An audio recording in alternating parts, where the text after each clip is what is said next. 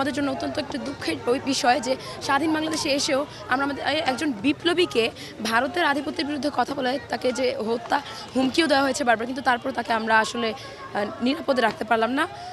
তাকে সেই ভারতের আধিপত্যবাদ বিস্তারকারীদের হাতেই খুন হতে হলো। তো নতুন এবং ফিরে আসা গ্রাহকদের জন্য নগদে চলছে ক্যাশব্যাক সহ প্রতিদিন হাজারো উপহার জেতার সুযোগ। হবে আশা আর ফেরা, সারপ্রাইজ সেরা।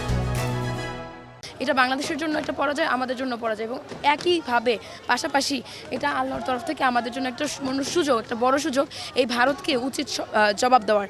বাংলাদেশে এই যে বিভিন্ন ধরনের সুশীলদের কারণে এখনও যে বাংলাদেশে ফ্যাসিস্টদের যে সকল কিবলাগুলো রয়ে গেছে, এই কিবলাগুলোকে এবার এই উসিলাতে আসলে আমি মনে করি গুড়িয়ে দেওয়া উচিত হবে। কারণ এগুলো যদি থেকে যায় তাহলে ভারতীয়রা মনে করবে আমরা বাংলাদেশিরা তাদেরকে কখনোই চোখ তুলে কথা বলতে পারবো না, তাদের এই যে খুন গুম ইত্যাদির বিষয় আমরা তাদেরকে প্রতিহত করতে পারবো না।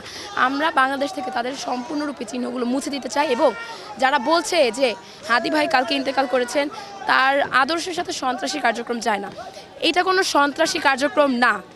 এইটা আমাদের জন্য এখন ফরজ কাজ হয়ে গেছে, বাংলাদেশ থেকে ভারতের আবর্জনাকে নিশ্চিহ্ন করে দেওয়া। এটাকে কোনোভাবে আপনারা সন্ত্রাসী কার্যক্রম বলতে পারেন না। হাদি ভাই নিজে শিখিয়ে গেছেন কীভাবে শত্রুকে উপযুক্ত উচিত শিক্ষা দিতে হবে। আমরা অবশ্যই মনে করি প্রত্যেকটা বাংলাদেশে তাদের যে নিদর্শনগুলো রয়েছে প্রত্যেকটাকে গুড়িয়ে দেওয়া এখন সময়ের দাবি, এবং এখন যদি না করতে পারি তাহলে হাদি ভাইদের মতো আরও বিপ্লবীদেরকে আমাদের হারাতে হবে।